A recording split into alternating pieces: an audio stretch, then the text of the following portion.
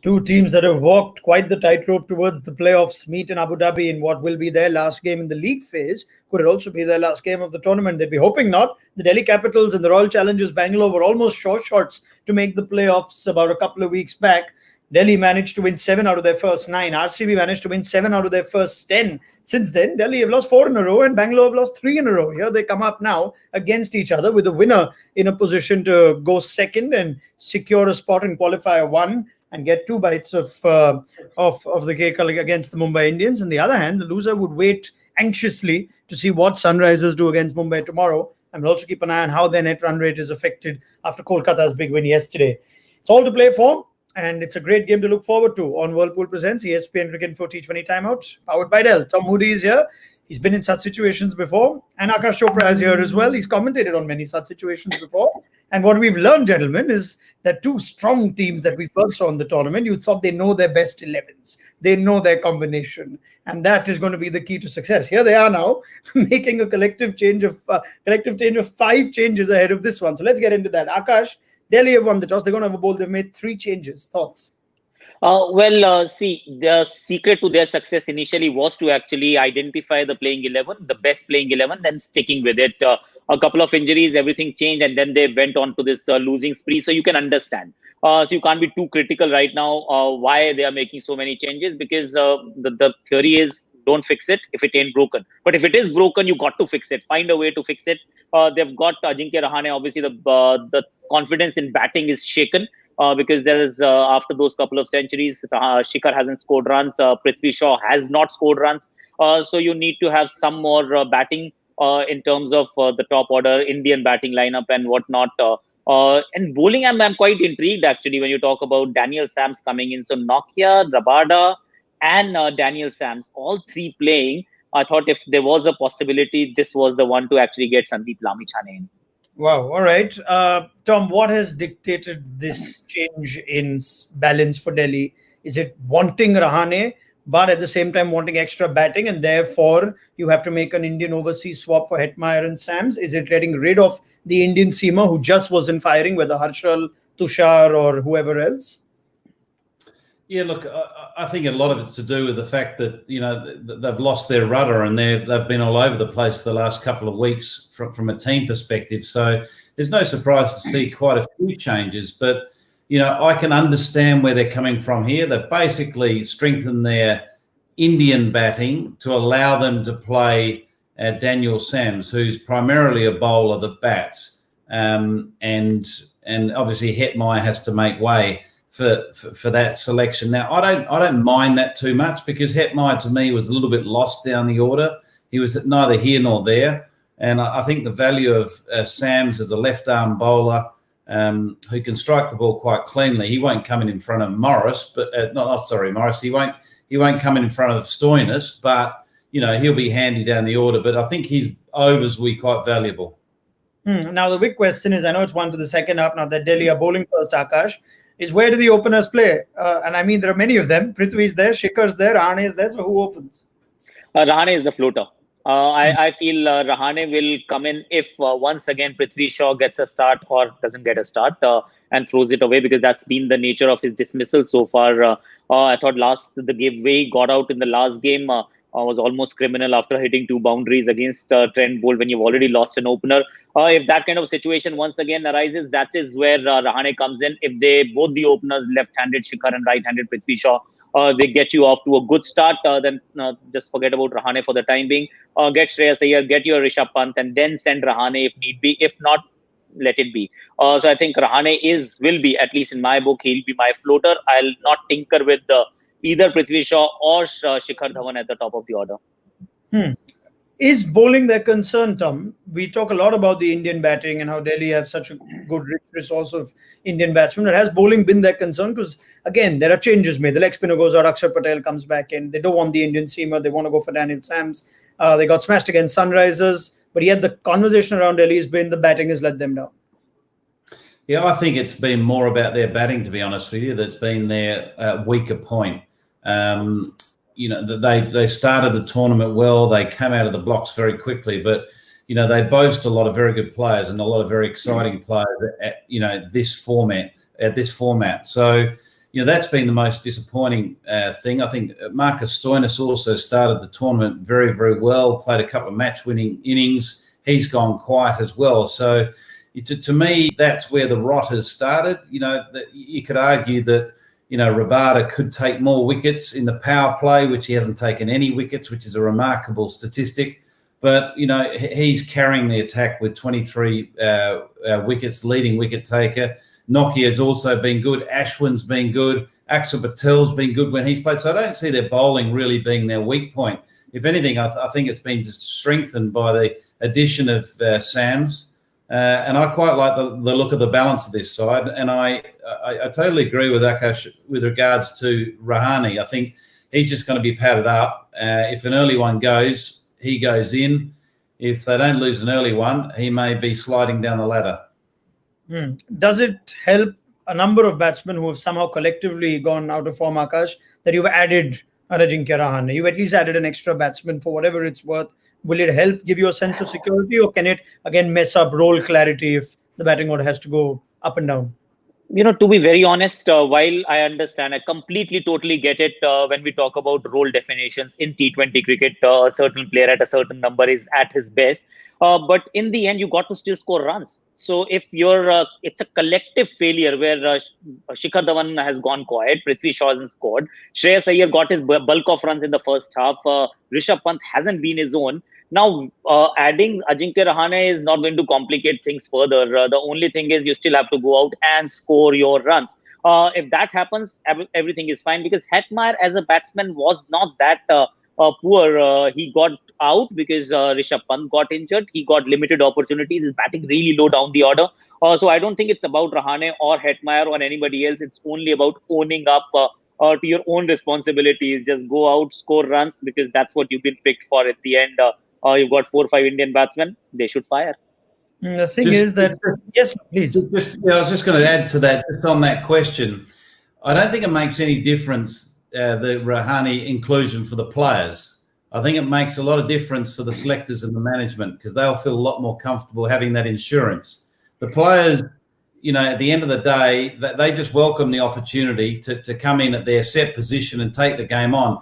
They won't be dwelling, and at least I hope they're not dwelling too much on what's happened in the previous couple of games. So you say that one, Tom, that Rahane gives you a sense of insurance. I'm just running through his scores: 15, 2, 8, 0, and 26. Now, would you consider a player with that sort of record as insurance, as good as Rahane is? But that's the form he brings into this big game. Or would you keep Hetmeyer, who's at least won you? He's played 1 or 2 impactful innings. That he's one of those players. If he tees off, if it's his night, he can be a match winner. With due respect to Rahane, is this insurance more on paper? Yeah, look, again, we've got to consider the overseas against domestic player complication. I think probably the combination of Sam's coming in with the change of Rahane, it was too powerful for them to ignore. And I think that they felt with Sam's, they're probably getting a better all-round deal than keeping hold of Hetmeyer down the order. I totally understand what you're saying. Rahane's not coming into this game with any form, but he's coming into this game as a world-class player that's got a world-class temperament that will welcome a big match, welcome a pressure match, which you generally back your big players in those moments. And if I may just to add a thing that when your side is on a slippery slope that Delhi Capitals is right now, sometimes you take that call that do I want to now strengthen my bowling? My batting, this is my batting. This is the best that I have. If they fire, it's great, but they've not been firing and there is nothing that I can do about it. So what you're saying is right. Rahane, pedigree, world-class test record, T20 century in the IPL, but he's not got runs. So the toss-up is I need to strengthen my bowling. Daniel Sams is sitting out. I see him as my potential bowler who can take 2 or 3 wickets in the 4 overs. Okay, let me go down that route. If it works out, then we'll be chasing 120, 130, 140 and not 180, because 180 is, with my batting form at this point in time, is looking unlikely in any which way. Okay, they'd be very happy they won the toss. But if that's the reason I started the conversation saying what's dictated this change, is it the lack of confidence in batting or wanting to solve that, that Indian seamer's not giving me 4 overs, let me try and change that up. And 3 overseas seamers therefore dictates the inclusion of Daniel Sams. If I saw an overseas batter who's just played one game in his first IPL this season, Tom, play this crunch game, I think he's under enormous pressure. Is that pressure the same for an overseas bowler, Daniel Sams, who's played one game, against Punjab this season and been cold otherwise?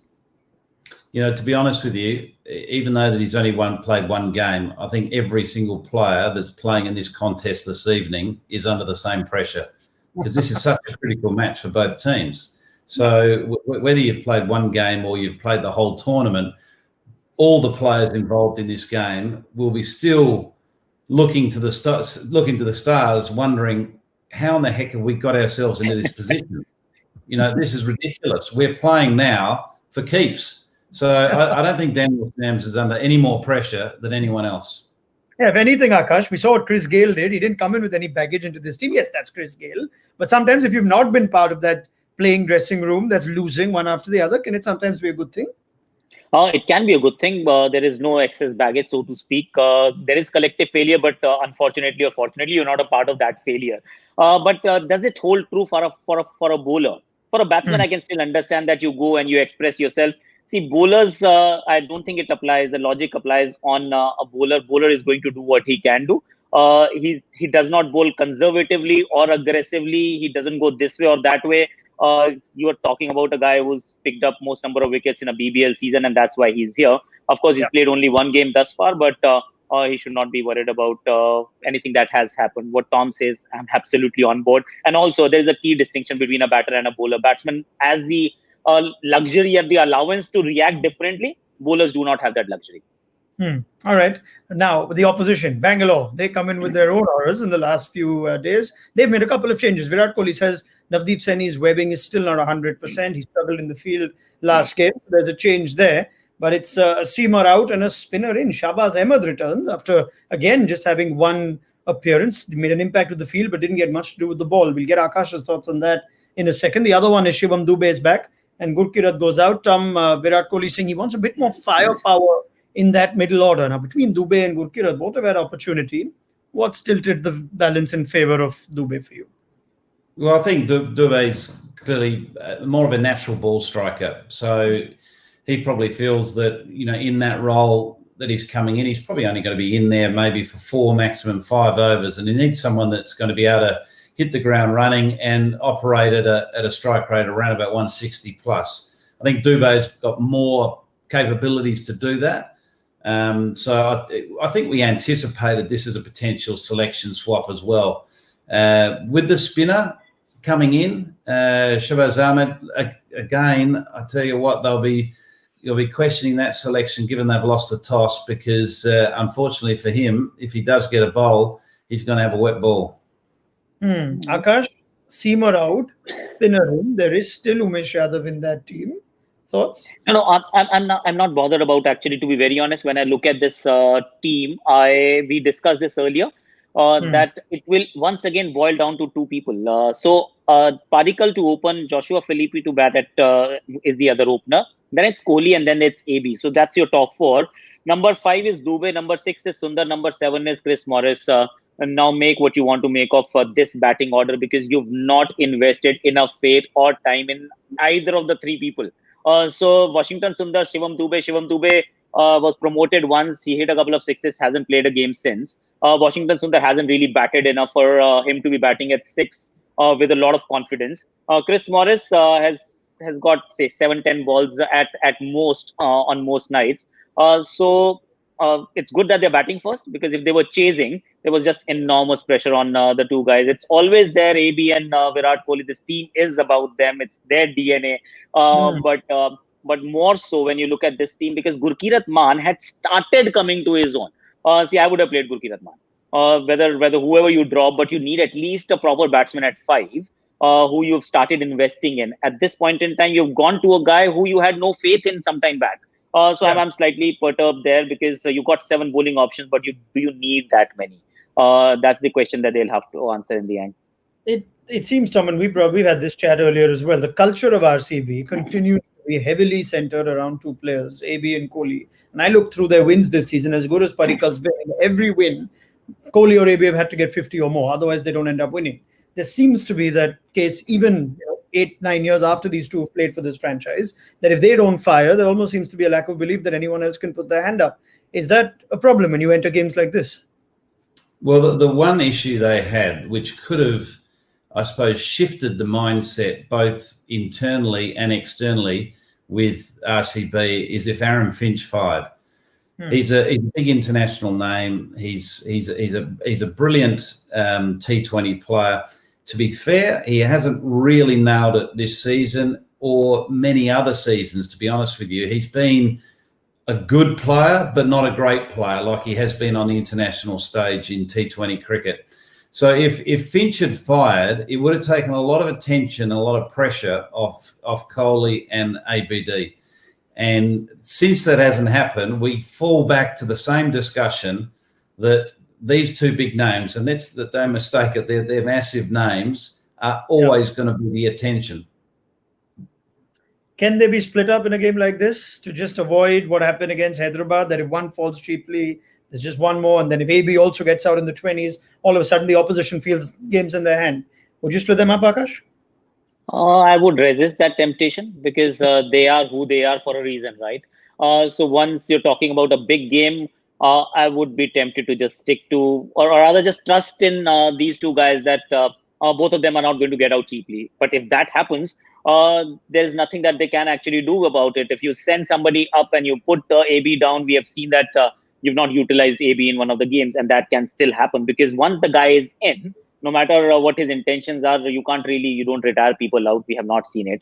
And there is a possibility that he just eats up a lot of deliveries, and by the time AB comes, the game is over. So I would keep them together. The only thought that they had to actually, I'm still keen to see how Joshua Philippe plays. He's got promise, he's shown promise, but his game against spin is something that will be put to test as he plays more in the Indian Premier League. And also, maybe they didn't invest enough in Moeen Ali, because Moeen Ali, if you're looking at number 5, Tom mentioned Aaron Finch batting at 5. Or it could be Moeen Ali as well, because he is a quality player. He can bat at 5. He'll give you a few overs.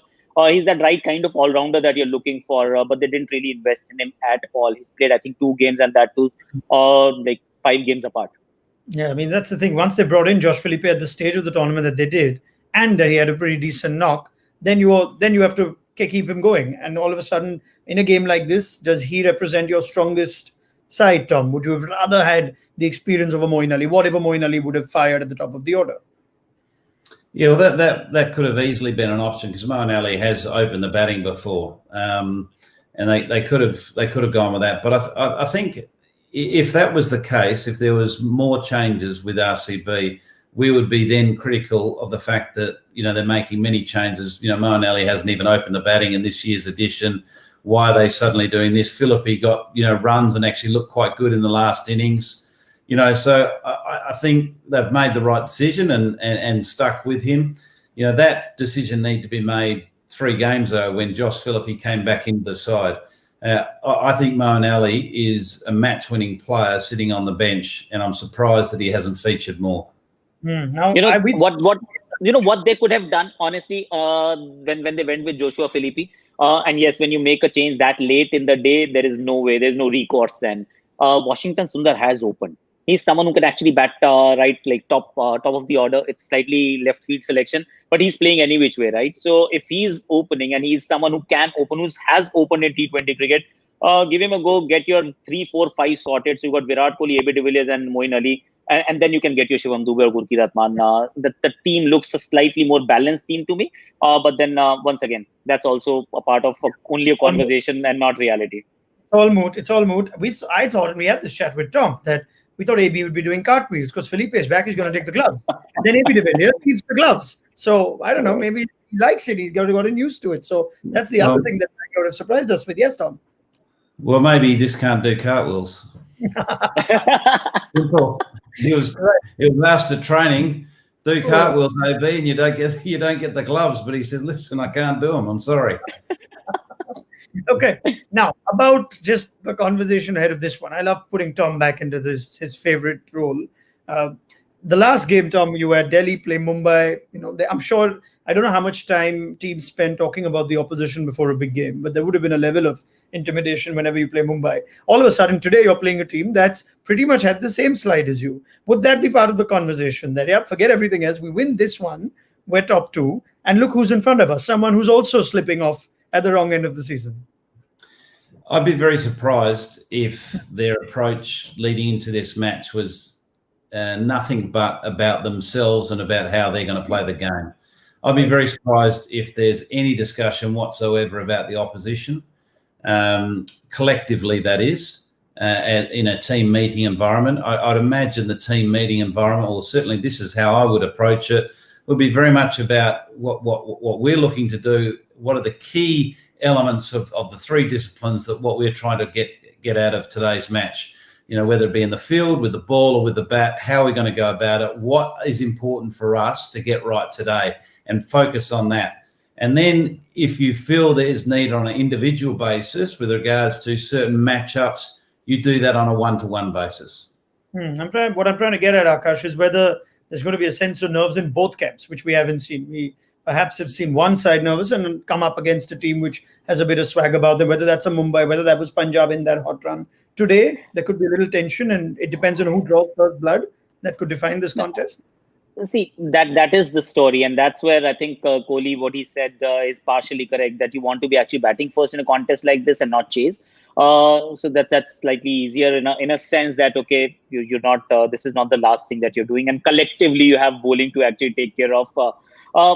But as a team, what Tom is saying is absolutely right. As a team, you got to remind yourself that, we are actually a good side. 7 wins out of 9, 7 wins out of 10. Every team loses a few games during the tournament as long as the IPL. It has happened at the wrong time for us. But now, of course, we can get back on the saddle and we can start winning, because we have all done that. So that's the only thing that you have to bear in mind. But of course, the other thing that no matter how much you want to ignore and shoo it away, the fact is that, if you win, you're number 2. If you lose, and if you lose by a big margin, you're waiting for another result. So if you are going to, so this will kick in after a little while, towards the end of the match. When you're losing, you'll actually have that in your mind, 20 runs or 20 balls and 12 runs. Can we get that close? Because if that happens, then we are through, irrespective of whether we have won or lost. Sure. Are these the nights that you have a quick one-on-one with one of the senior players, or number of senior players, Tom, that this is the night for you to fire? Owen Morgan said it last night. He showed the template and the senior players fired for KKR. This is a night for the big boys to stand up? I don't think a word's required, to be honest with you. They know it. And your senior players, your experienced players welcome pressure games like this.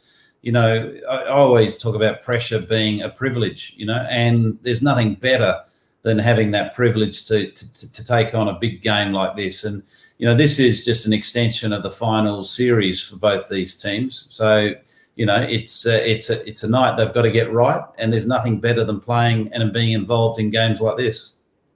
All right, Kagiso Rabada has the ball. He's gone 2 games wicketless. Surely, Akash, he's too good a bowler to go 3 wicketless. Yeah, absolutely. See, the previous game, it was a shortened game, so to speak, because his batsman never gave him enough runs. But he is too good a player, like you rightly said. The only thing that still needs to change is wickets in the power play overs. But having said that, he's not even getting 2 overs in the power play overs. It's generally 1 from him. So with 3 fast bowlers, constant pressure from all ends, you would expect him to come good. And this is a big game. He will come good, I'm pretty sure. I thought he had the ball and he's going to start first up. He's just thrown it to Daniel Sams. So Daniel Sams is going to have the ball now. Right. I thought Daniel Sams' speciality would be towards the end, Tom. Well, no, he doesn't. That's the beauty of him. He can swing the ball early on when he's given the new ball, but he's got the good slow ball variations for the back end of the innings. So he tends to be used as a bookend bowler. Okay, fair enough. Let's hold any further judgment until we see Bangalore bat. Akash Chopra, Tom Moody, let's pick up this conversation in 20 overs time. Everything to play for 2 teams that look so good for such a large part of the tournament. Let's see who starts this game better. Do join us for our mid-innings analysis on Whirlpool Presents ESPN Cricket Info T20 Timeout, powered by Dell.